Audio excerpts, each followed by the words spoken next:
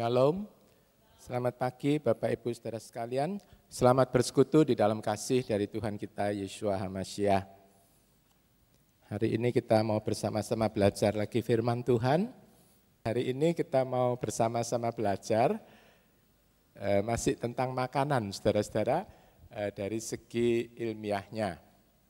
Jadi saya percaya kalau Tuhan mau menggenapi janjinya, katakanlah untuk kesehatan kita, untuk kesembuhan kita,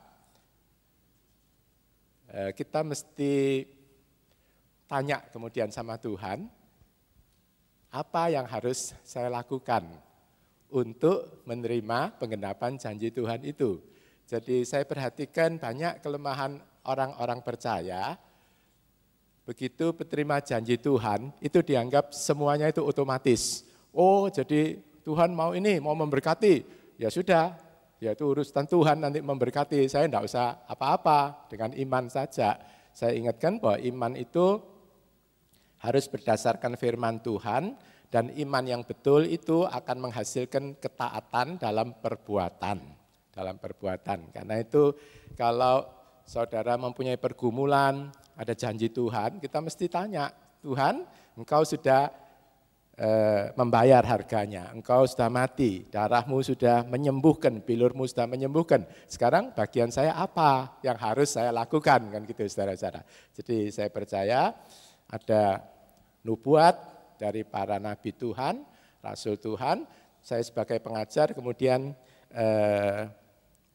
mencoba untuk membuka pikiran kita, apa yang harus kita lakukan, khususnya hari ini di dalam bidang kesehatan. Kita akan ambil dari 3 bagian Alkitab, tapi saya sudah tayangkan saudara-saudara, sehingga kita bisa baca bersama-sama. Yang pertama dari Yehezkiel, pasal 47, ayat ke-12. Mari kita baca sama-sama, saudara, 1, 2, 3. Dan pada aliran sungai itu, di tepi sebelah sini dan sananya akan tumbuh semua pohon makanan. Daun-daunnya tidak akan layu dan buah-buahnya tidak akan gagal. Pohon itu akan menghasilkan buahnya pada musimnya karena airnya keluar dari tempat kudus dan buahnya akan menjadi makanan dan daunnya menjadi obat. Saudara perhatikan renungan kita, buahnya akan menjadi makanan dan daunnya menjadi obat. Buahnya menjadi makanan dan daunnya menjadi obat. Kita sudah tahu saudara-saudara betapa penting dan berharganya makan sayur-sayuran dan buah-buahan untuk kesehatan kita. Dan selama 10-20 tahun ini para ahli pun sudah mulai menyadari, karena mereka di Amerika itu kan maju sekali, tapi mereka menyadari bahwa penyakitnya makin banyak dan tidak sembuh-sembuh, menjadi penyakit kronis yang nunggu akhir yang jelek, begitu aja saudara-saudara. Mari kita teruskan dengan kitab Wahyu, pasal 22 ayat 1 sampai 3, 1, 2, 3. Dan dia menunjukkan kepadaku sungai air kehidupan yang murni, jernih seperti kristal, yang keluar dari tahta Elohim dan anak domba di tengah-tengah jalan rayanya. Jadi air itu, sungai itu di tengah-tengah jalan rayanya. Dan di sisi sini, juga di sisi sana sungai itu ada pohon kehidupan yang menghasilkan 12 buah-buahan berdasarkan bulan, yang setiap bulan menghasilkan 1 buahnya, dan daun-daun pohon itu untuk penyembuhan bangsa-bangsa. Jadi isinya sama, daunnya untuk penyembuhan, untuk obat, buahnya untuk kesehatan, untuk makanan. Nah, nanti kalau kita sudah masuk langit baru, bumi baru, saudara-saudara, ayat 3 mengatakan, dan setiap kutuk tidak akan ada lagi. Dan tahta Elohim dan tahta anak domba akan ada di dalamnya. Dan para hambanya akan beribadah kepadanya. Jadi ini tentu saat yang kita tunggu, di mana kita secara muka dengan muka bisa ketemu dengan juru selamat kita, dengan Bapa Yahweh, Bapa di surga, dan kita bisa memuji, menyembah, memuliakan Tuhan. Kalau sudah ketemu, tidak usah dimotivasi lagi, hati kita itu penuh dengan penyembahan pujian karena kita bisa melihat kemuliaannya yang nyata. Tetapi Tuhan rindukan saat ini pun saudara-saudara kita sudah mulai belajar untuk menyembah seperti demikian. Jadi saat ini kita lihat dengan iman bahwa kita datang ke gereja, Tuhan itu ada di sini, Tuhan Yesus berdiri di sini, kita menyembah, kita memuji, kita memuliakan Dia seperti nanti kalau di dalam langit baru, bumi baru, saudara-saudara. Cuma saya tambahkan lagi, langit baru, bumi baru bukan cuma menyembah, memuji, tapi Tuhan juga memberi makanan untuk kita. Nanti kita akan duduk makan bersama Abraham, Ishak, dan Yakub, dan tentu bersama Tuhan kita Yeshua. Itu adalah tentu tadi langit baru, bumi baru. Tetapi sekarang ini pun, saudara-saudara, Tuhan itu sudah istilahnya memberikan cicip-cicip atau pendahuluannya, apa yang akan kita alami di dalam kerajaan 1000 tahun dan di dalam langit baru dan bumi baru. Nah itu kita lihat di Yohanes, kita baca saudara-saudara, Yohanes pasal 7 ayat 38, siapa yang percaya kepadaku sebagaimana yang kitab suci katakan, dari lubuk hatinya sungai-sungai akan mengalirkan air yang hidup. Dari lubuk hatinya sungai-sungai akan mengalirkan air hidup. Kalau diteruskan ayatnya, hal itu dikatakan oleh Tuhan Yeshua tentang Roh Kudus yang akan diterima oleh mereka yang percaya kepada Tuhan Yeshua sesudah Tuhan ditinggikan atau sesudah Tuhan disalibkan. Berarti ini mengatakan tentang Roh Kudus yang akan menolong saudara dan saya untuk menikmati Tuhan, untuk menyembah Tuhan dengan benar, dan untuk tentu makan dengan benar juga, saudara-saudara. Jadi dari lubuk hatinya akan mengalir sungai-sungai kehidupan itu Roh Kudus. Kita pernah belajar di dalam kitab Kolose kan saudara tentang bayang-bayang dari dunia yang akan datang. Hari Sabat dikatakan bayang-bayang dunia yang akan datang. Jadi artinya apa saudara? Dalam hidup kita sekarang ini, bayang-bayang itu kan katakan merupakan cicip-cicipnya, pengalaman pendahuluan. Kita mengalami Tuhan di dunia yang akan datang, di mana tidak ada lagi kutuk, tidak ada lagi kesusahan, tidak ada lagi beban berat, tidak ada lagi sakit penyakit, saudara-saudara. Kita akan mengalami Tuhan. Nah itu Tuhan berikan sebagai bayang-bayang, sebagai cicip-cicip, khususnya di hari Sabat, saudara-saudara. Di hari raya yang Tuhan tentukan. Jadi itu penting. Jadi banyak orang Kristen yang salah tafsir bilang, enggak perlu bayangan, aku sudah ketemu punya Tuhan Yeshua. Punya yang asli, enggak perlu bayangan. Padahal maksud ayat itu bukan menghapus Sabat, saudara-saudara, tapi memberi pengalaman khusus kalau kita mau beribadah pada hari yang sudah Tuhan tentukan. Jadi itu untuk kebaikan kita semua. Jadi kita teruskan. Nah kalau di dalam bahasa Inggrisnya, bahasa Indonesia kan dari lubuk hati. Kalau dari King James itu dikatakan, he that believe on me, as the scripture had said, out of his belly, keluar dari perutnya, out of his belly, shall flow rivers of living water.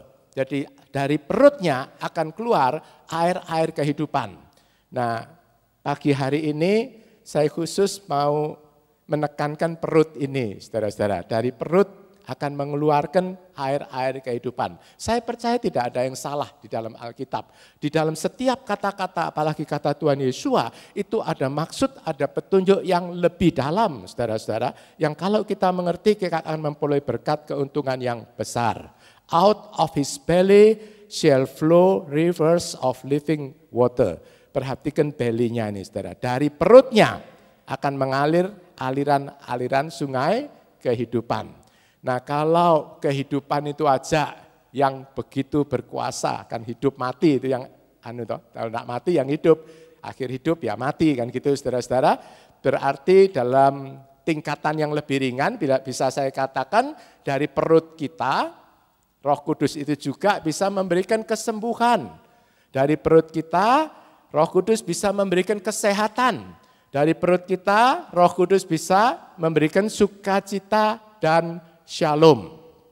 Nah, hari ini saya ingin menerangkan dengan jelas dari bukti-bukti ilmiah bahwa ayat-ayat dan pengalaman ini bisa betul-betul saudara alami kalau kita mentaati petunjuk-petunjuk kehidupan, khususnya tentang makanan dari firman Tuhan, saudara-saudara.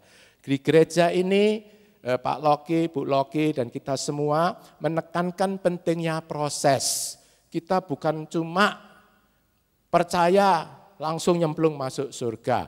Kita mengakui bahwa Tuhan Yesus itu satu-satunya jalan. Dan saya percaya kita meninggikan Tuhan Yesus itu semaksimal kita bisa. Kita meninggikan dan memuliakan Tuhan Yesus sebagai terang, sebagai satu-satunya, sebagai sumber hidup kita, sebagai kekuatan, sebagai segalanya bagi kita. Itulah Tuhan kita Yesus. Tetapi saudara-saudara, kalau kita tidak belajar perkataan Tuhan dan mempraktekkan perkataannya, nasihat dari firman-Nya dengan betul, saudara-saudara, saya khawatir kita tidak mengalami apa yang Tuhan katakan. Bukan Tuhannya yang keliru, tapi kita yang teledor, saudara-saudara. Karena kita tidak mau belajar dan mempraktekkan apa yang Tuhan katakan.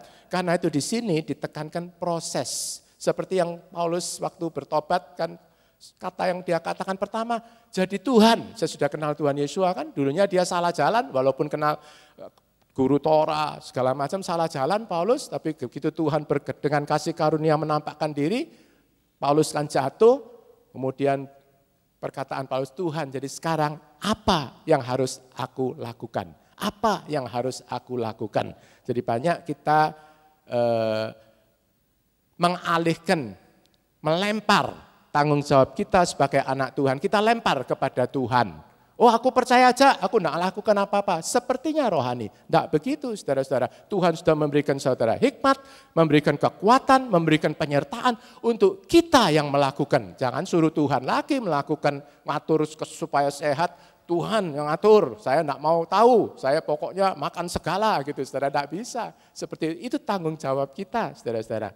Dan kalau kita melakukan tanggung jawab, ada penyertaan Tuhan yang sangat lebih kuat, dan ada sukacita, ada berkat yang kita betul-betul akan alami, saudara-saudara. Jadi hari ini kita belajar pentingnya perut, maksudnya perut tentu pencernaan makanan, saudara-saudara, di dalam kesehatan kita. Kita sudah belajar dari firman Tuhan, makanan itu sangat penting, belajar tentang makanan itu bukan artinya daging atau jasmani, tapi makanan itu juga mempengaruhi kesehatan atau pertumbuhan rohani kita. Kita sudah belajar Tuhan itu serius dengan apa yang kita makan. Begitu firman menciptakan dunia, makan. Tadi sampai terakhir ada pohon kehidupan, ada daun. Lah kalau Tuhan itu begitu serius dengan makanan kita, tetapi kita begitu teledor, makan semua apa yang mau kita makan yang ditawarkan oleh dunia. Apakah kita masih nyalahkan Tuhan kalau orang Kristen penuh dengan sakit penyakit? Kita mesti fair, saudara-saudara. Itu salah kita. Nah, saudara, saya harap kita jangan lupa dengan gambar ini. Jadi tubuh manusia ini yang kelihatan itu seperti pohon lah, katakan seperti ini, saudara. Tuhan menghendaki pohon ini sehat. Dan kita kalau lihat sehat kan senang, saudara-saudara. Tetapi di dalam faktanya manusia menderita banyak macam sakit penyakit dan kelainan karena salah cara hidup. Jadi kita tahu dunia sekarang penuh dengan, apalagi kalau sudah usia, sakit liver, alergi, gatal-gatal, asma, sakit jantung, sakit kencing manis, sakit darah tinggi, sakit ginjal, sakit stroke, dan macam-macam sakit yang aneh-aneh. Terutama yang virus-virus itu sekarang. Saudara, sekarang ini rasanya orang itu mati itu gampang sekali. Mana kemarin sehat, hari ini sudah kena serangan apa. Juga ibu-ibu melahirkan kadang darah tinggi. Dulu 1 minggu kalau dioperasi sembuh. Kadang kalau keracunan hamil itu sekarang 2 minggu tahu-tahu bisa datang di puskesmas itu terus meninggal. Gitu, cepat sekali meninggal. Jadi rasanya kok lebih parah keadaan di dunia ini. Nah saudara, tapi intinya yang ingin saya katakan, kalau kita menyelesaikan masalah-masalah yang kelihatan itu dari segi gejalanya, seperti ini, mengatasi dari atas artinya dari gejalanya, jadi kalau kencing manis ya dikasih obat penurun kencing manis, kalau sakit misalkan alergi ya dikasih obat anti alergi, anti gatalnya, tapi sumbernya tidak diselesaikan. Jadi sumber dari sakit penyakit itu sebetulnya ada di akar dari pohon ini. Akar pohon ini menggambarkan pencernaan makanan kita. Saudara-saudara, sekali lagi ini akar ini merupakan sumber, karena kalau sumber ini mendapatkan air yang bersih, yang cukup, yang dibutuhkan, kemudian mendapatkan nutrisi, dan kemudian jangan memasukkan macam-macam racun ke dalam tubuh kita, maka tubuh kita, pohon ini akan sehat, penyakit ini akan hilang. Jadi kalau kita mengatasi cuma gejalanya, itu seumur hidup kita minum obat, saudara-saudara. Tapi kalau kita belajar mengatasi mulai dari dasarnya, nah ini akan banyak sekali keuntungan-keuntungan yang kita peroleh, itu bisa tuntas. Jadi tidak perlu menderita macam-macam, tapi bisa hidup suntuk, sehat sampai akhir, saudara-saudara. Sampai akhir tugas yang Tuhan tentukan, saudara dan saya hidup di dunia ini, saudara. Jadi ini gambarnya, jangan lupa, ini akar itu adalah pencernaan. Sebetulnya ya ini pencernaan mulai dari mulut ya, saudara-saudara, di sini sampai buang kotoran.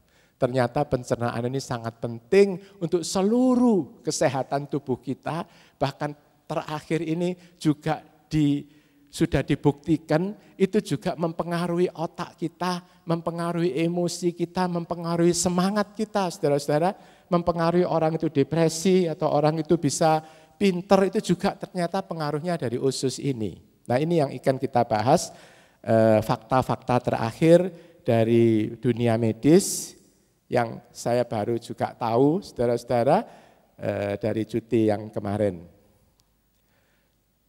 Karena makanan dan pencernaan itu begitu penting, di dalam Alkitab begitu banyak Tuhan memberi nasihat tentang makanan. Dan semuanya itu baik, nasihat yang baik untuk kesehatan saudara dan saya. Di dalam kitab Ulangan, kan Musa menasihatkan, di situ juga kita bisa baca makanan-makanan, Tuhan memberi petunjuk, makanan-makanan yang sehat itu apa? Ayo kita baca, saudara. 1, 2, 3. Sebab Yahweh Elohimmu yang membawa engkau masuk ke sebuah negeri yang baik, sebuah negeri dengan sungai-sungai yang mengalir, mata air dan danau-danau yang muncul di lembah-lembah dan bukit-bukit, sebuah negeri dengan gandum dan jelai, dan pohon anggur, dan pohon ara, dan delima, sebuah negeri minyak zaitun dan madu. Jadi dari sini kita lihat Tuhan sudah memberi petunjuk bahwa hal-hal ini baik untuk kesehatan kita. Gandum, jelai, jadi biji-bijian yang utuh, jangan yang diproses. Anggur, ara, itu banyak mineral, vitamin, dan lain-lain. Delima, ini ternyata juga sehat, saudara-saudara. Kalau saya ke Israel, saya selalu menyempatkan diri beli delima ya, yang di jus itu dan asli, jangan dicampur gula kalau makan buah-buahan jus, karena gula itu merusak. Saya pernah baca juga pengalaman orang yang sakit kanker prostat, kalau saya tidak salah, itu sesudah belajar cara makan yang sehat dan minum delima, kalau tidak salah dia minum 5 satu hari, ternyata dalam beberapa bulan penyakitnya sembuh, saudara-saudara, sakit prostatnya. Jadi ini yang tadi dikatakan, ada gandum, jelai, jadi itu biji-bijian yang utuh. Biji-bijian, kalau dari kitab Yesaya dinasihatkan kalau memproses jangan buang kulit ari, jangan buang benihnya. Jadi beras putih yang kita makan itu biji-bijian yang sudah terproses, kulit arinya dibuang bersih, kemudian benihnya, matanya itu dibuang. Saudara, padahal itu sumber dari vitamin, sumber dari serat, dan sumber dari asam lemak yang sehat, saudara-saudara, asam lemak yang sehat. Karena itu untuk sehat, saya selalu menganjurkan seperti firman Tuhan, makan kalau bisa beras yang masih ada kulit arinya, beras merah. Jadi kalau di Indonesia beras merah, kedelai, kacang hijau, kacang merah, jangan lupa saudara, kacang merahnya Yakub, itu sehat saudara-saudara untuk tubuh kita. Tapi masaknya jangan dicampur macam-macam pengawet dan lain-lain. Saudara perhatikan kalau saudara lempar kacang hijau, dilempar maksudnya ditaruh di daerah yang air gitu, dia akan tumbuh. Coba saudara lempar beras putih itu situ, apa tumbuh? Tidak tumbuh saudara. Saudara coba lempar gini ya, beras putih Ditaruh, kemudian ada beras merah. Binatang-binatang kecil-kecil itu makan yang mana? Yang beras merah dimakan. Dia beras putih enggak mau, saudara-saudara, karena dia tahu itu enggak sehat untuk badannya. Kadang-kadang beras putih itu juga dicampuri macam-macam zat kimia, sekarang saya dengar, khususnya kalau di luar negeri. Sesudah diproses kan supaya enggak rusak, dikasih kimia. Supaya enak, dikasih tambahi yang gurih-gurih, lemak-lemak yang kurang sehat, saudara-saudara. Nah itu yang menjadi sumber penyakit, karena kita makan tiap hari kan, saudara-saudara. Jadi tadi dikatakan ini ara, delima, anggur, madu, juga minyak zaitun itu ternyata sehat. Cuma mungkin masih agak mahal kalau di sini. Kalau di Timur Tengah itu ada yang namanya Mediterranean diet.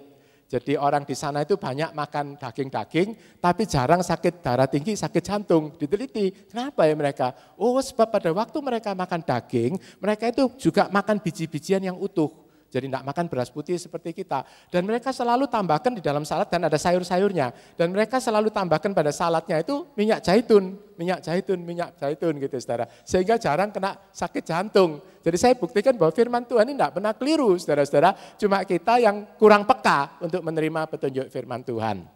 Saudara bisa praktekkan mengganti minyak sayur dengan minyak zaitun itu lebih sehat. Cuma masalahnya di sini masih mahal terus terang. Nah di Indonesia ternyata juga Tuhan berkemurahan untuk negara kita. Walaupun tidak ada zaitun, entah mungkin kalau dipromo nanti bisa ditanami zaitun atau makanan-makanan yang kemudian bisa menyehatkan, kemudian kita bisa memproduksi, itu luar biasa saudara-saudara. Sebab kalau sekarang kan kita makanan sehat itu selalu datangnya dari luar negeri, mahal-mahal saudara-saudara. Salah satu kemudian saya dikenalkan oleh salah satu saudara, makanan yang sehat ada banyak seratnya, probiotik, saya coba kok bagus, saya coba ke pasien juga cocok, saya bawa ke Australia, saya kasihkan Marco, kan Marco itu makanannya kurang sehat lah, intalan sulit, itu makan enggak suka buah, enggak suka sayur suka dia. Buah enggak mau sama sekali, enggak tahu kenapa, engkongnya juga enggak suka buah, tapi ya panjang umurnya engkongnya, mungkin ada gen atau kromosom tertentu. Intinya itu seperti ini, saya kasihkan dia, saya bilang ini bagus ini, mungkin saya anggap waktu itu dari luar negeri, tapi waktu Marco itu kan kritis, dibacain semua, loh Pak ini dari Sidoarjo ini pabriknya bikin, oh dari Sidoarjo, tak baca, iya produksi Sidoarjo, tapi mungkin ada zat-zat tertentu yang tidak ada, didatangkan bahan bakunya. Tapi intinya kita mestinya juga bisa membuat makanan-makanan sehat yang bermanfaat dengan harga yang terjangkau khususnya untuk jemaat Tuhan. Nah mungkin dengan adanya promo ini itu bisa dilaksanakan, kita tidak cuma bikin yang makanan yang umum, tapi mungkin ada lahan khusus gitu untuk yang khusus-khusus yang kita bisa produksi yang betul-betul bermanfaat dan efektif lah, efektif dan efisien intinya. Nah ini contoh-contoh aja, tapi saya tidak bisa. Bukan tujuannya untuk menerangkan satu persatu, saudara-saudara. Jadi lemon kalau saudara minum pagi dengan air panas, itu lebih baik dulu. Kalau dengan air biasa, biasanya sederhana, saudara dipotongi gitu aja, ditaruh di jug air minum itu, beberapa menit kemudian diminum airnya sepanjang hari. Lebih baik kalau ada air hangat atau air panas. Nanti kalau resepnya tanya istri saya aja Bu, dia rupanya sudah mulai tertarik. Kalau ada untuk air panas ada kegunaan khusus, kalau untuk air biasa, kalau untuk air panas ada efek anti kankernya juga, intinya itu. Lemon itu sehat, juga jeruk nipis kita banyak, timun, mengkudu, okra, buah merah itu dari Papua, sangat meningkatkan imun sistem, dibuktikan orang yang AIDS dan lain-lain itu imun sistemnya kuat dengan buah merah, bawang putih, temulawak, kunyit, kencur, jahe, daun kelor, kacang panjang, juga ini buah-buahan, jadi kecuali biji-bijian tadi, jeruk, semangka, delima, apel, apokat itu baik untuk asam lemak-lemak yang sehat, saudara-saudara, dan untuk sakit jantung dan darah tinggi, apokat itu baik. Juga pete itu juga sehat, saudara-saudara. Kalau di Nongko Jajar harganya 5.000 satu itu. Jadi itu 10. Biasanya minumnya kalau untuk darah tinggi, asam urat dan lain-lain itu satu lonjor diproses gitu, nanti resepnya tanya istri saya aja, nggak selesai nanti waktunya kalau saya ngomong. Jadi diproses, dimakan jus mungkin 2 minggu gitu nanti bagus, saya diberi juga rasanya enteng badan itu jadi enak saudara-saudara. Dan saya senangnya kalau bahan makanan ini itu biasanya kita katakan untuk kencing manis, tapi ternyata dia juga baik untuk yang lain-lain. Untuk yang lain-lain, untuk kolesterol, untuk asam urat, dan biasanya seperti itu. Juga apa itu tadi untuk menetralkan baunya, katanya pete itu, nah ini saya dapat dari Pak Loki, makan timun saudara-saudara supaya tidak bau. Kan keberatannya bau mulutnya. Bau mulutnya. Mudah-mudahan mulut saya tidak bau ya, saudara-saudara. Sudah makan timun saya. Dan katanya, menurut bukunya, sesudah minum 4 hari, baunya itu tidak keras lagi. Karena toksinnya sudah keluar. Saya ingat satu yang tidak saya tulis itu daun insulin. Daun insulin itu untuk kencing manis khususnya. Kami diberi salah satu jemaat, salah satu saudara daun insulin, dan ternyata istri saya pakai itu cocok sekali. Jadi gula darahnya turun, ternyata bukan cuma gula darahnya yang turun, tapi juga kolesterol, asam urat, itu lain-lain bisa enak, saudara-saudara. Nanti resepnya tanya aja sama Bu Els. Daun insulin, jadi saya anjurkan yang kencing manis atau darah tinggi itu mengkonsumsi daun insulin. Itu sudah ada juga pabrik yang di sini membuat kapsulnya. Jadi daun insulinnya dicampur macam-macam gitu. Nah saudara, kita sudah pernah belajar ini di disciple class itu secara mendalam. Jadi di sini saya tidak mengulangi secara terperinci. Saudara, saya kasihkan garis besarnya saja bagaimana mempraktekkan pola makan sehat. Yang pertama, kita mesti makan cukup buah-buahan dan sayuran. Itu tadi ya, buahnya sebagai makanan, sayurnya sebagai obat. Dan nasihat dari kesehatan, sebaiknya buah itu dimakan sebelum makan. Mungkin 5 menit itu sudah cukup untuk memberikan enzim di dalam lambung kita, supaya membantu pencernaan. Di sini ada gambarnya macam-macam makanan yang sehat, saudara, dan sayur-sayuran, ada brokoli, ada tomat, ini apa tadi, asparagus, gitu ya. Ini ada walu kuning, ada alpukat. Ini ada apa lagi, tadi lupa, bawang putih, timun, saudara-saudara. Ini beet, itu beet yang merah itu juga sehat. Ini apa, lemon mungkin, dan ini semua kentang, cabai itu juga sehat, saudara-saudara, tidak apa-apa. Jadi banyak orang takut itu cabai, sebetulnya cabai itu tidak apa-apa. Tapi jangan terlalu banyak tentu, kalau terlalu banyak menghantam liver, saudara. Sambal-sambal terlalu banyak, semua tidak baik. Tapi dalam jumlah yang cukup itu baik, banyak mineral-mineralnya. Yang tidak baik itu gula sama garam, saudara-saudara. Kalau terlalu banyak garam terutama. Jadi yang pertama tadi konsumsi buah dan sayur yang banyak. Yang kedua tadi sebetulnya makan karbohidrat yang sehat, itu yang kedua. Jadi biji-bijian yang masih utuh. Jadi contohnya beras merah, kedelai, kacang merah, kacang hijau, mungkin ketan hitam yang masih ada serat dan ada benihnya itu bagus. Kemudian konsumsi banyak lemak yang sehat, jadi contohnya alpukat, minyak zaitun, juga minyak dari kelapa. Kalau itu masih pertama, jadi tidak berulang-ulang dimasak, dipanasi, itu sehat. Viko itu sehat, saudara. Juga konsumsi tentu air bersih dan sehat, jangan minum air keran. Itu banyak logam-logam berat yang tidak sehat untuk tubuh kita. Konsumsi probiotik dan prebiotik. Probiotik itu kuman-kuman yang sehat, prebiotik itu makanan yang memberi kehidupan kuman dalam tubuh kita ini sehat. Hari ini sebetulnya pelajarannya tentang ini, kuman-kuman ini, saudara. Ini pendahuluannya. Jadi tadi konsumsi karbohidrat yang sehat, tadi biji-bijian, lemak yang sehat, air, dan juga probiotik, prebiotik. Juga hindari semua racun-racun. Jadi kalau tadi digambar di akar itu banyak racun masuk, yang dimaksud racun-racun dalam kehidupan sekarang ini, terus terang adalah makanan kemasan, makanan cepat saji. McDonald itu banyak yang neliti, saudara-saudara, begitu makan McDonald dalam waktu singkat, saudara, C-reaktif proteinnya itu meningkat. C-reaktif protein ini artinya marker atau tanda bahwa ada proses keradangan yang tidak sehat dalam tubuh, itu intinya itu. Dan menurunnya itu lambat, sampai 5-6 jam baru turun. Juga dilihat darahnya itu jadi keruh, saudara-saudara, sehingga kalau dimakan terus, ada penelitian mau dicoba untuk 2 bulan gitu. Sampai 2 bulan, jadi tidak makan lain, saudara, dimakan itu aja 1 bulan itu ECG-nya berubah, tensinya naik, semua harus dihentikan, kalau enggak akan mati atau mengalami sakit jantung, jadi enggak etis, saudara. Jadi dihentikan. Jadi ini sudah dibuktikan bahwa ini sangat-sangat merugikan kesehatan kita, saudara. Gorengan, makanan yang merangsang peradangan itu ya zat kimia, goreng-gorengan, alkohol, rokok, zat kimia, pengawet, zat warna, itu yang ditambahkan di semua makanan-makanan supermarket itu hati-hati, saudara-saudara. Jadi kita sekarang mesti intinya itu pinter-pinter milih makanan, saudara.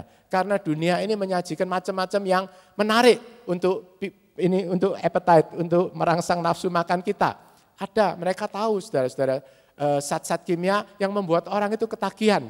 Karena teman saya itu juga bekerja di salah satu makanan ya.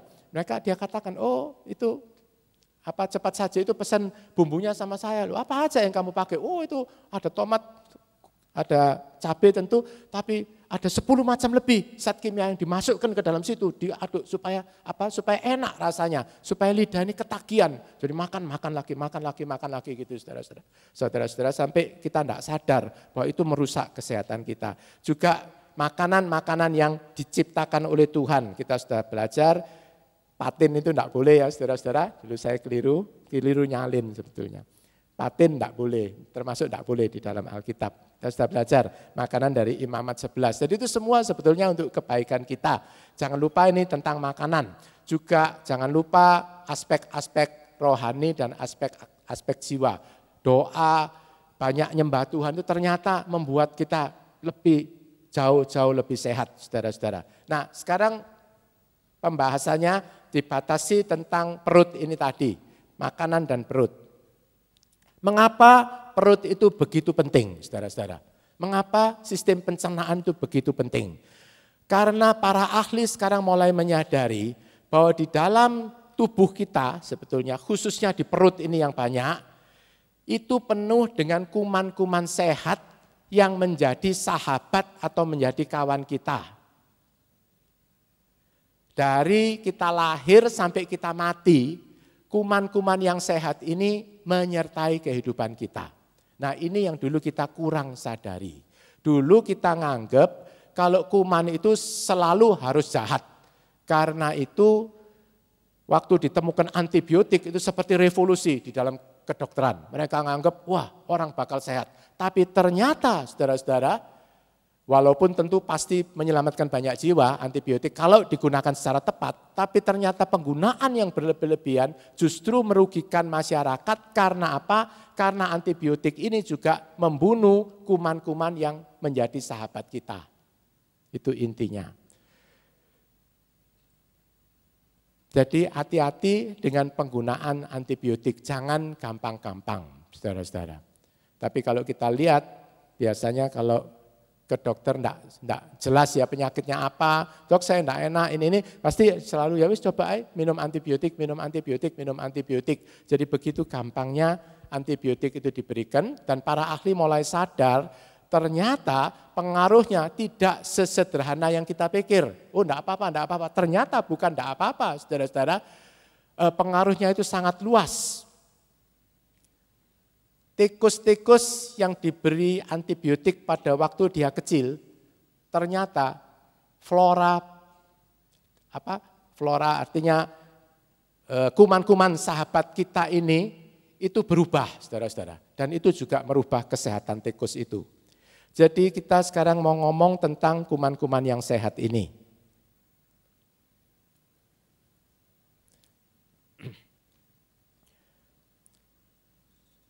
Kuman-kuman sehat ini jumlahnya di dalam tubuh kita itu ada 100 triliun, saudara-saudara. 100 triliun, kalau sel-sel kita itu 10 triliun, kuman-kumannya itu 100 triliun, jadi banyak sekali. Saya tadi lihat YouTube-nya itu kemarin tadi malam, jadi 100 triliun itu 12, nolnya 12, 4, 3, jadi 12. Jadi 100 triliun, jumlah kuman-kuman di dalam masing-masing tubuh kita. Saudara bayangkan, itu terdapatnya yang paling banyak di usus, pencernaan makanan, juga di dalam kulit kita, mulut, hidung, semua rongga-rongga kita ini penuh, juga di jalan lahir wanita itu penuh dengan kuman-kuman sehat ini. Ada 100 triliun, bayangkan saudara. Jadi Tuhan itu sudah memberikan kepada saudara-saudara semua ini sahabat-sahabat sebanyak 100 triliun, saudara-saudara, untuk masing-masing orang. Luar biasa kan baiknya Tuhan. 100 triliun, jadi kita tidak usah kesepian lagi, kita tidak usah takut lagi. Ada 100 triliun sahabat-sahabat. Dan kenapa kita perlu belajar? Karena sistem atau cara hidup kita, gaya hidup sekarang ini, itu justru banyak membunuh sahabat-sahabat kita ini, sehingga kita sendiri akan menjadi sakit. Jadi kalau sahabat-sahabat 100 triliun itu ada di dalam tubuh kita ya, saudara bayangkan. Kalau dia itu hidupnya sehat, dia itu kan nunut, jadi kita ini kan sel-sel manusia, dia itu nunut hidup di dalam diri kita.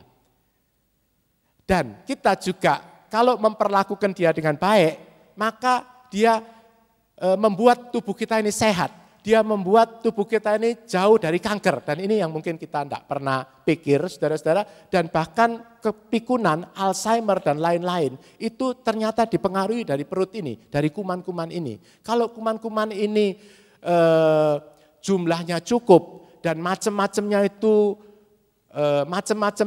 susunannya, maksudnya itu sehat, saudara-saudara. Maka tubuh kita ini akan sehat, tidak gampang kena penyakit. Kita itu bersemangat, bangun itu sehat, kuat gitu saudara-saudara, bahkan kita itu tidak jadi gemuk. Untuk ini ada banyak penelitiannya sekarang dan memang bukan lagi penelitian bersifat pribadi atau satu lab, tapi ini sudah setingkat nasional bahkan internasional. Amerika mengeluarkan ratusan juta dolar untuk penelitian ini dan itu ditemukan laporannya luar biasa hasilnya. Pengaruhnya dari sahabat-sahabat kita ini terhadap kesehatan dan umur kita. Mari kita lihat bukti-buktinya, saudara. Jadi dari 100 triliun itu kalau dilihat di jinnya, itu manusia mempunyai 23.000 jin.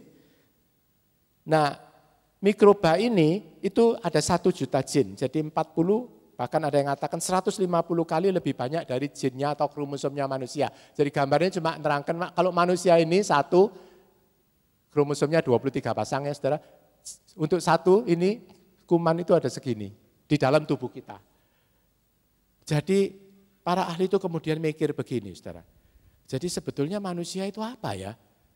Selnya cuma 1/10 dari jumlahnya kuman yang sehat ini.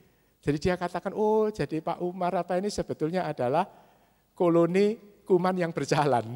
Jadi manusia itu seperti koloni atau tempat tinggalnya kuman-kuman yang kita bisa jalan, bisa mikir, kita bisa segala macam, saudara-saudara. Nah itu menentukan evolusi atau pertumbuhan manusia dari dulu sampai sekarang itu ternyata kuman ini memegang peranan penting dan sikap kita terhadap kuman ini menentukan nanti baik apa enggak bagi kita. Akhirnya seperti itu. Itu sudah terbukti, saudara. Dan ini yang akan kita sampaikan. Jadi kumpulan mikroba atau kuman-kuman yang sehat, yang baik itu disebut mikrobiom atau microbiome. Microbiome, kalau bahasa Inggris ada E-nya, microbiome. Nanti kalau saudara mau search di Google ini banyak sekali laporannya.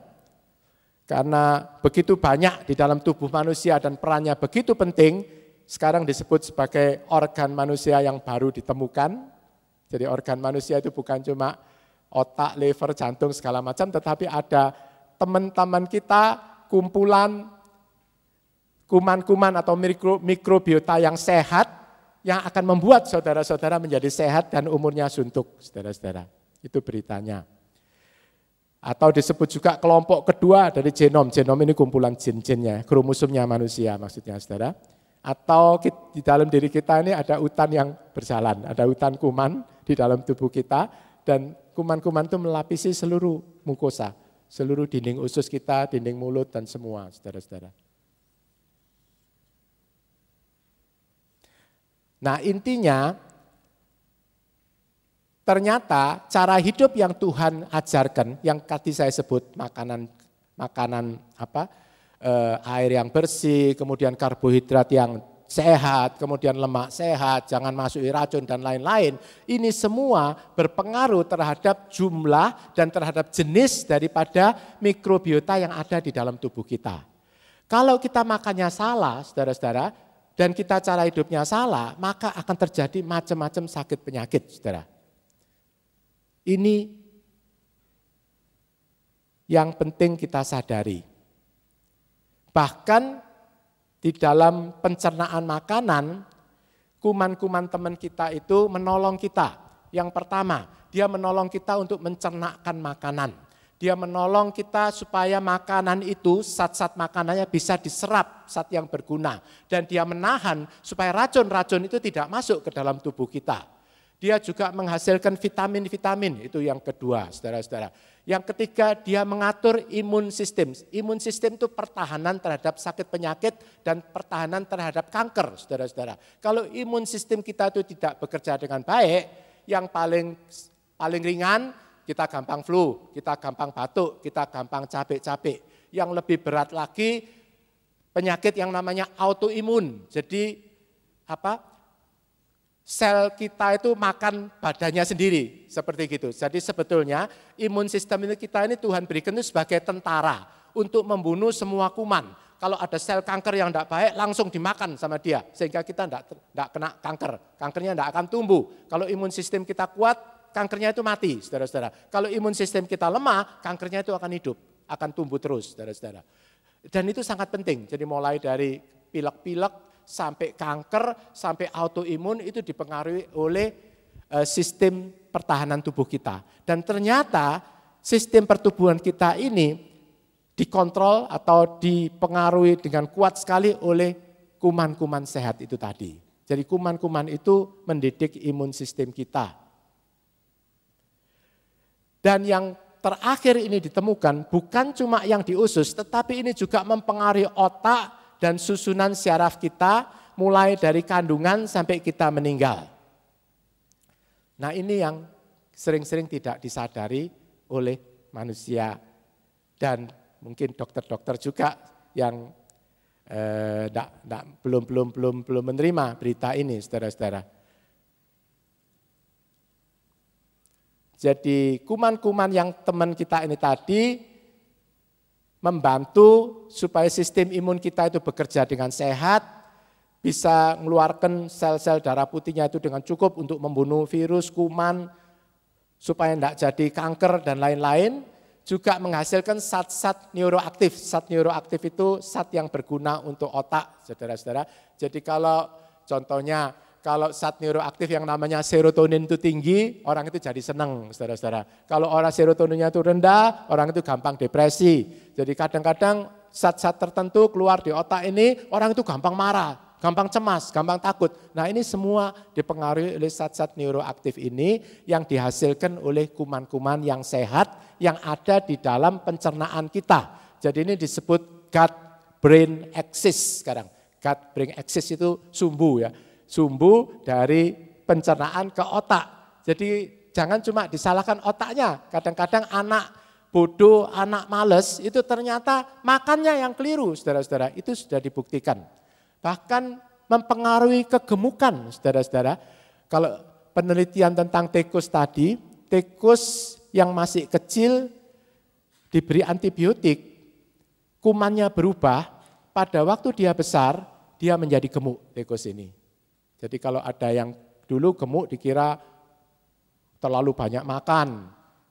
Tapi ternyata makan dibatasi juga tetap gemuk. Ternyata sumbernya itu dari kuman-kuman di usus ini. Ini sudah dibuktikan, saudara-saudara. Nanti kita lihat bukti-buktinya.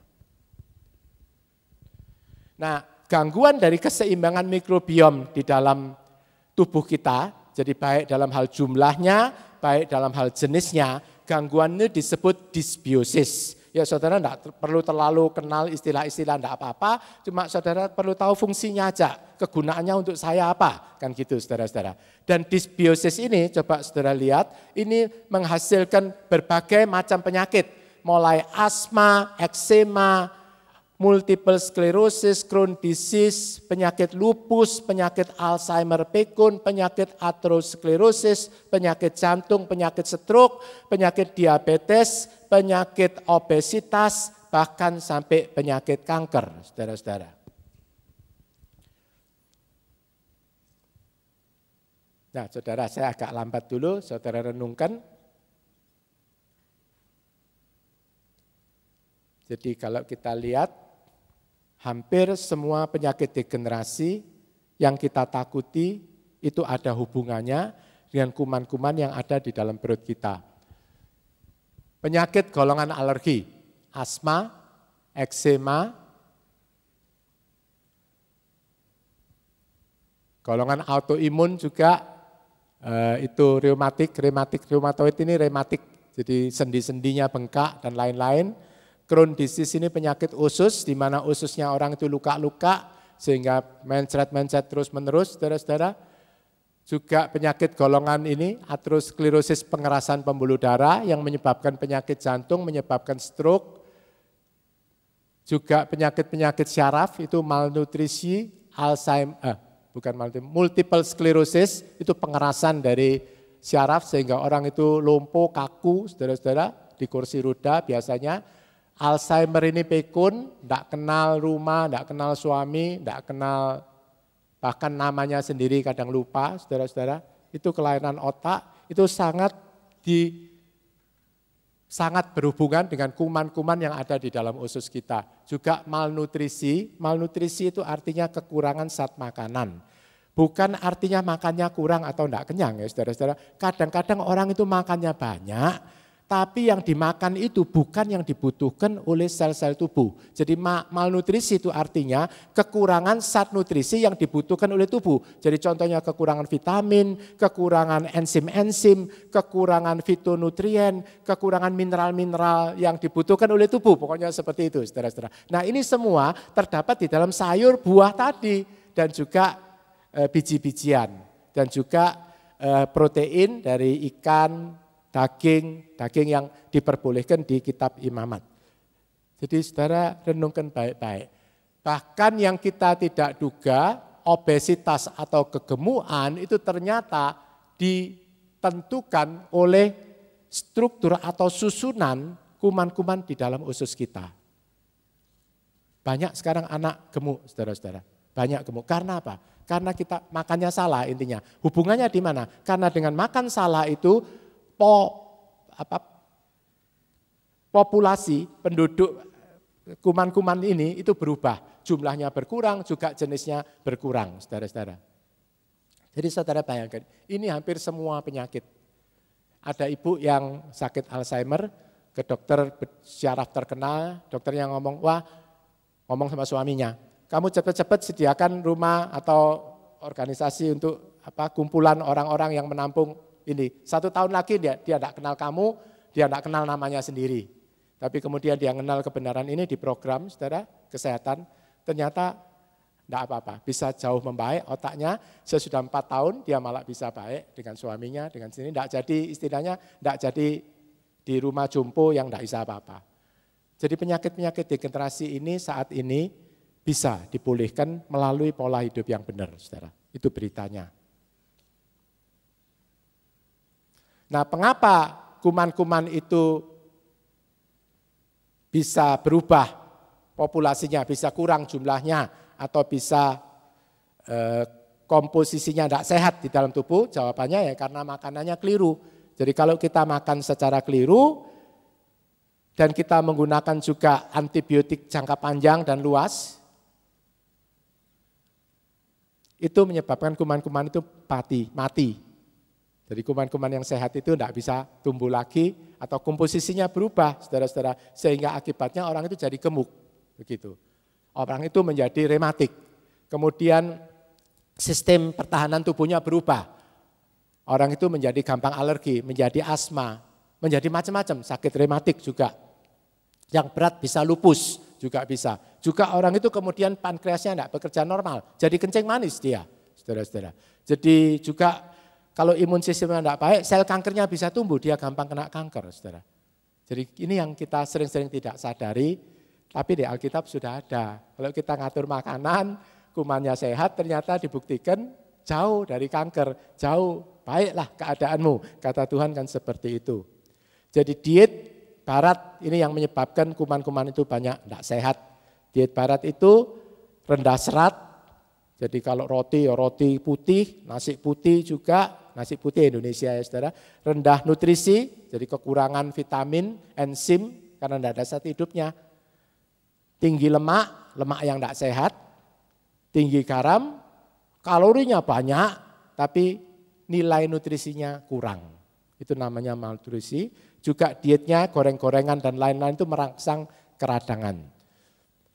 Jadi gampangnya tadi saya ulangi, kuman-kuman yang sehat di dalam tubuh kita yang jumlahnya tadi 100 triliun itu berfungsi untuk melindungi kesehatan kita. Kalau kita makan, dia membantu mencernakkan makanan sehingga vitamin-vitamin nutrisi itu bisa diserap dengan sehat, sel kita sehat. Racun-racun yang dihasilkan itu diblok sampai tidak bisa masuk ke dalam darah kita, jadi dikeluarkan di dalam kotoran. Jika dia juga bisa memproduksi vitamin-vitamin. Dan kemudian yang penting dia mendidik dan mengontrol imun sistem, sistem kekebalan, bahkan dia kemudian mengontrol otak kita, zat-zat neuroaktif tadi. Bahkan tadi ada satu yang mungkin agak asing bagi saudara, dia mengontrol epigenetik. Jadi gampangnya itu seperti ini saudara. Kalau dulu orang anggap, oh ibu saya kencing manis, turunannya saya juga nanti akan kencing manis. Papa saya sakit jantung, nanti umur 50 saya juga sakit jantung karena menurun. Betul bahwa kromosom itu memang diturunkan dari orang tua.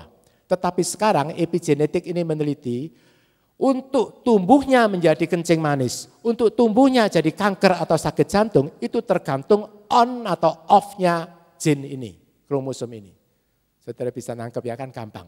Jadi kalau selama hidup orang itu walaupun punya katakanlah pembawaan kencing manis, tapi kalau kita tahan supaya dia tetap off, artinya tidak diceklek hidup, tadi dimatikan, diistirahatkan, tidak mati ya, istirahatkan, sampai mati orang itu tidak keluar kencing manisnya. Nah apa yang menyebabkan ini bisa on atau off, yaitu tadi yang kita pelajari, hukum-hukum kehidupan, khususnya makanan, tapi juga kita sudah belajar ada hukum pikiran, ada hukum takut akan Tuhan, hukum rohani. Kita belajar secara lengkap. Hari ini kita batasi di dalam makanan, saudara-saudara. Jadi Tuhan itu tidak pernah salah dan Tuhan itu selalu baik. Bahkan untuk kesehatan kita dikasih teman 100 triliun kuman-kuman yang sehat untuk menemani saudara dari lahir sampai mati nanti. Karena itu perhatikan teman-teman ini, jangan kita buang. Jadi yang menyebabkan dysbiosis juga jangan dilupakan, yaitu kehidupan yang penuh tekanan, penuh beban berat, penuh stres istilahnya, tapi tidak dinetralkan dengan baik. Seperti gambar ini karyawan suatu bank, pekerjaannya belum selesai, tumpuk-tumpuk lagi, dia belum bisa menyelesaikan, kemudian bosnya marah-marah, pakai pengeras suara lagi, ditegur sampai dia pusing, saudara-saudara. Ya inilah situasi zaman kita sekarang ini, gambarannya seperti itu, saudara-saudara. Nah, kita mesti belajar, banyak doa, berjalan bersama Roh Kudus, untuk Tuhan Roh Kudus itu memberi pimpinan, memberi ketenangan, memberi shalom. Ternyata doa, ngapalkan firman Tuhan, meditasikan firman Tuhan itu ternyata juga mempengaruhi susunan kuman-kuman sehat teman kita ini tadi. Jadi kalau rupanya kita banyak nyanyi, dia juga senang saudara-saudara, dia akan tumbuh yang sehat-sehat itu, dia bisa banyak dan bisa melindungi tubuh kita dari macam-macam sakit penyakit. Karena itu orang yang senang, sukacita adalah obat yang manjur. Firman Tuhan tidak pernah keliru saudara, cuma saya senangnya akhir-akhir ini makin maju manusia, kita kembali pada firman, ternyata ilmu pengetahuan itu semua itu menyokong kebenaran firman Tuhan. Mak kalau kita sudah belajar ini kita akan mulai sadar, oh ternyata sukacita itu juga penting. Kalau kita dikasih tahu sukacita nyembuhkan penyakitmu, wah mana bisa ya apa bisa sembuh. Nah kalau saudara lihat linknya ini kan ya saudara mulai sekarang belajarlah menyanyi yang belum bisa nyanyi dengan yang sudah bisa nyanyi lebih sering praktek, saudara-saudara bisa berdoa, itu mempengaruhi semua linknya di kuman-kuman sehat ini ternyata. Nah ini sekarang bukti-bukti sebagai terakhir supaya saudara betul-betul sadar. Sebetulnya buktinya itu ada ratusan. Ini contohnya aja ada orang yang gampang digigit nyamuk, saudara perhatikan enggak? Kalau digigit nyamuk bentol-bentol, gatel. Ada orang yang nyamuk itu enggak suka. Ternyata ini dipengaruhi oleh kuman-kuman ini. Kalau kumannya banyak melindungi kita, nyamuknya enggak suka ternyata.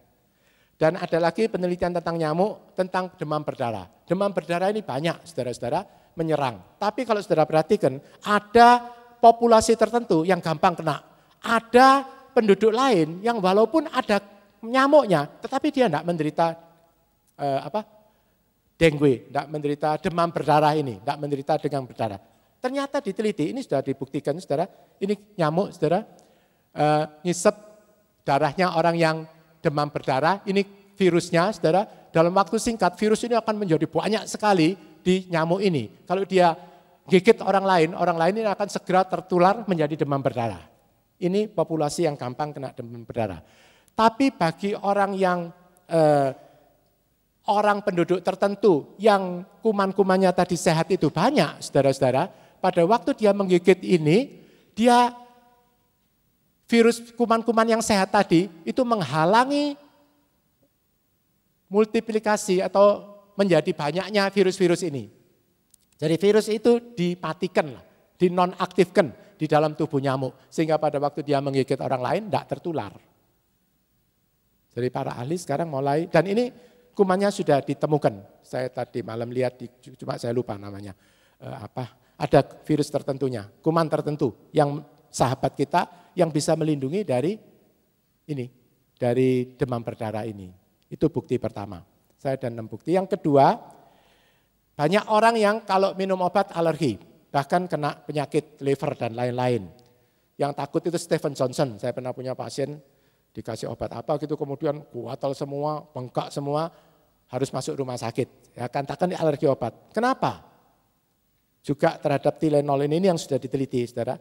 Ternyata kuman yang sehat ini melindungi kita dari semua macam-macam alergi. Jadi ada gampang yang kena, tidak tahan obat. Ternyata itu dipengaruhi oleh komposisi kuman-kuman teman kita ini. Bukti yang ketiga, banyak orang yang penyakit usus yang berat-berat, terutama kalau banyak minum antibiotik, saudara-saudara, yang Crohn disease itu tidak pernah sembuh. Kalau saudara pernah baca dulu ada orang Yahudi nulis buku, dia sakit macam-macam, dia jadi Kristen. Jadi karena itu makanannya kemudian babi semua masuk di Amerika, dia aktif sekali, kemudian dia waktu KKR memimpin, dia betul-betul jatuh, kembung, mencret-mencret, darah muta, tidak bisa diobati, tidak sembuh-sembuh, ususnya mesti dioperasi segala macam, tidak sembuh-sembuh, tapi intinya waktu dia kembali kepada kebenaran Alkitab, dia sembuh. Itu aja, saudara. Nah, ternyata pasien yang penyakit usus itu namanya Crohn, saudara-saudara, itu bisa menjadi sehat di dalam dunia kesehatan dengan cara kuman sehatnya orang yang sehat tadi dimasukkan ke dalam ususnya dia.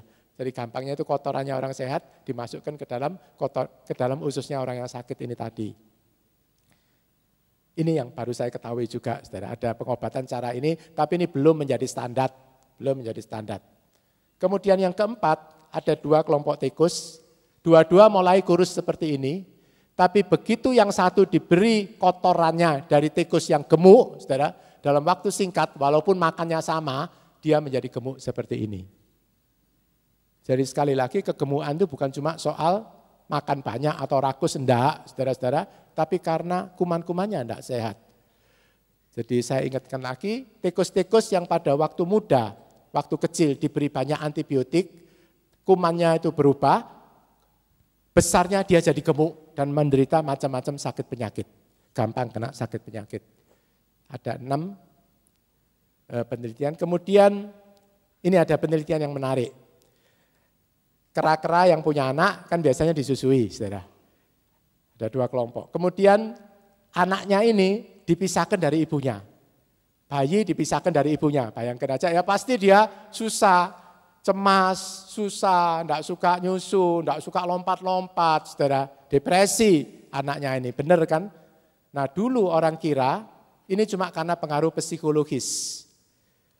Tetapi ternyata kalau anak yang depresi ini disuntik dengan kotorannya bayi yang sehat dimasukkan ke dalam ususnya, depresinya hilang, cemasnya hilang, walaupun terpisah dari ibunya. Dari itu membuktikan bahwa bukan cuma pengaruh psikologis, tapi pengaruh kuman-kuman yang sehat yang ada di dalam usus. Kalau ini sehat dikasihkan yang sakit ikut jadi sehat. Dan itu pengaruhnya kepada otak, saudara-saudara. Pengaruh kepada otak. Sampai lucu, peneliti-peneliti di Amerika itu sampai ke Afrika. Dia akan meneliti, di Amerika tidak ada yang sehat ini ususnya. Jadi dia temukan di Afrika itu ada namanya suku Hadza, itu diteliti, wah ususnya sehat, makanannya dia masih natural. Ususnya apa? Sama peneliti ini kemudian kotorannya orang-orang hutan ini, orang yang hidup di hutan-hutan ini, di desa-desa ini diambil, dimasukkan ke dalam ususnya sendiri, karena dia juga ingin sehat. Sampai seperti itu penelitian itu, saudara-saudara. Tapi sekali lagi ini belum standar kedokteran. Ini tadi, kemudian yang keenam, saudara-saudara, kalau ibu hamil itu banyak stres, ternyata kuman-kuman anaknya itu juga berubah. Dan anaknya itu gampang sakit, saudara-saudara. Anaknya itu gampang sakit. Nah, mudah-mudahan ini semua laporan-laporan medis, kalau cari di Google ada banyak sekali bukti-bukti, saudara, yang sangat menarik. Yang sering-sering di luar kesadaran kita. Tapi biarlah dengan pelajaran ini sekarang, saudara-saudara, kita betul-betul menyadari pentingnya mempraktekkan firman Tuhan dalam hal makanan. Karena itu beritanya trust in God, kita percaya pada firman Tuhan, tapi juga perlakukanlah kuman-kuman teman ini di dalam usus kita itu dengan benar. Maka hidup kita menjadi sehat dan kita akan menikmati full age-nya Tuhan. Amin.